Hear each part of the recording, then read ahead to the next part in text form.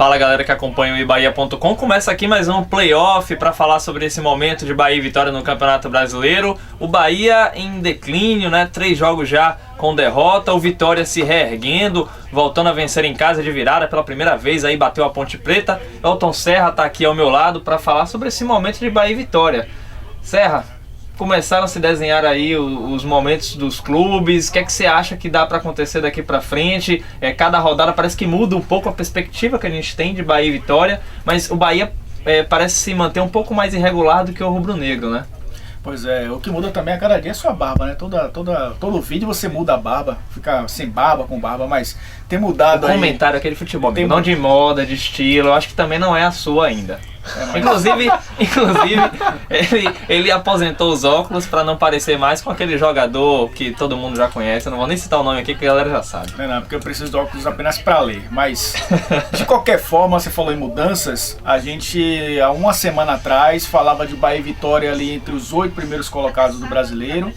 E depois de uma semana a gente vê o Bahia na 10ª colocação e vê o Vitória brigando ali nas 4 primeiras colocações, né? Então o Campeonato Brasileiro de rodada a rodada se modifica bastante, né?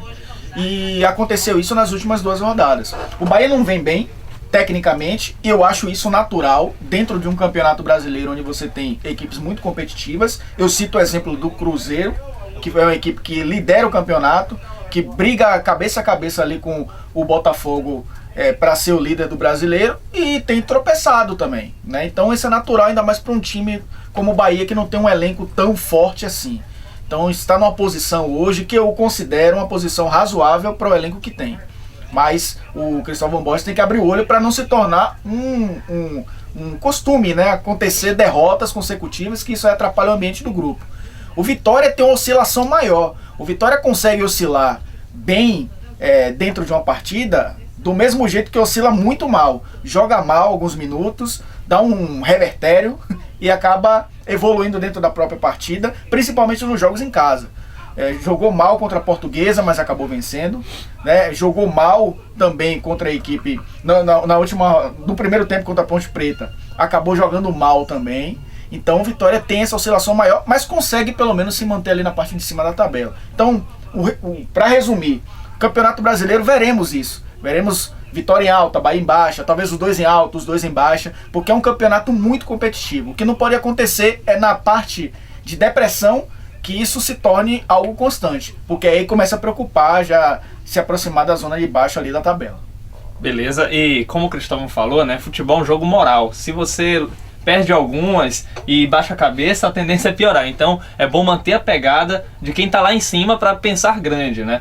E agora vamos falar aqui com o André Hiltner e Bruno Queiroz, que vão trazer detalhes diferentes agora de Bahia e Vitória, coisas curiosas. André Hiltner esteve essa semana na transmissão aí de Vitória e Ponte Preta no Barradão e trocou carinhos com Renato Cajá no ar, na transmissão da CBN. Vamos explica essa história, André.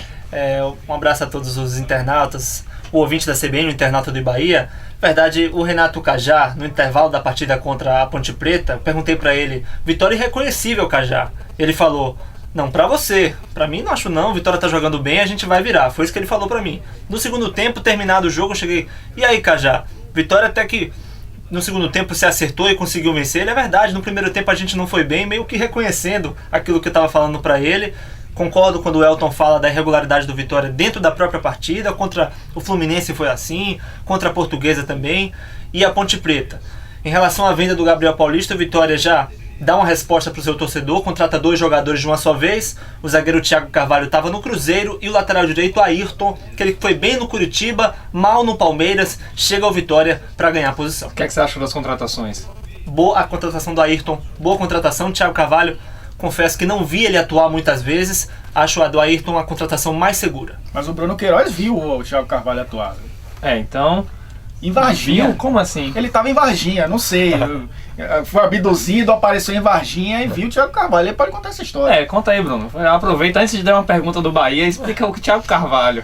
Pois é. Um salve aí pra galera. Sem graça.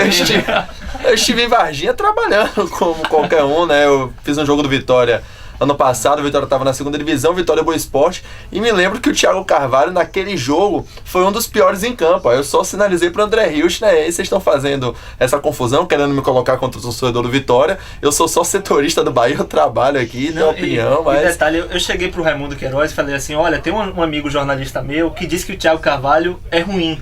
Ele olhou assim, todo meio chateado porque eu tinha falado aquilo. Esse seu amigo faz o quê? Eu falei, é jornalista, que nem eu e tal. Ali, não deve entender muito de bola não, mas eu falei. Aí eu vi que ele ficou chateado com isso, aí eu já pude confirmar. Então, vamos você ver. Tá trazendo o jogador, né? Ele, não posso Desafio falar isso, Raimundo Queiroz. Esquivo o Queiroz, mas a gente espera que o jogador dê pegou, certo. hein? O vídeo vai ficar no ar no YouTube. Ao final do Ninguém vai campeonato, o torcedor do Vitória, Raimundo Queiroz, vai me responder se o Thiago Carvalho é bom ou ruim. Pô, é difícil dizer essas coisas. Olha o Rodrigo no Goiás hoje, titular, hein? Quem diria? Continua ruim. Tava no Vitória. Não sei se tanto assim. Mas, Bruno, falando do Bahia, o Bahia vive um momento delicado na tabela, tá precisando reencontrar a vitória. Você acha que essas 3 derrotas consecutivas mexeram com o ambiente do Bahia? Tá tudo muito tranquilo ainda? Como é que estão as coisas lá no clube? Bom, Ailton, claro que 3 derrotas consecutivas mexe aí com moral, como o próprio Cristóvão falou na entrevista coletiva, de qualquer grupo, né? Mas o Bahia tem total condição de reverter, tem 2 jogos em casa agora, Santos e Náutico. Acho que o Cristóvão tá temando algumas coisinhas, Rafael Donato, por exemplo, não dá mais, é jogador de basquete, tem que sair do time, muito alto, muito lento e já não tá conseguindo fazer boas atuações. O Lucas Fonseca, pra mim, deveria retornar à zaga, ele tem esse problema já pra definir pro jogo contra o Santos. Então, eu acredito sim na recuperação do Bahia nesses 2 jogos, isso é possível, só lembrando que sábado é um dia importantíssimo na história do clube, o dia da Assembleia Geral do Bahia, onde vai ser definido aí o futuro político do Tricolor. Então o torcedor que se associou, compareça, vote e tenha responsabilidade para definir de fato o futuro do Bahia. Bom, e a gente fica por aqui nesse playoff recheado de informação, de descontração.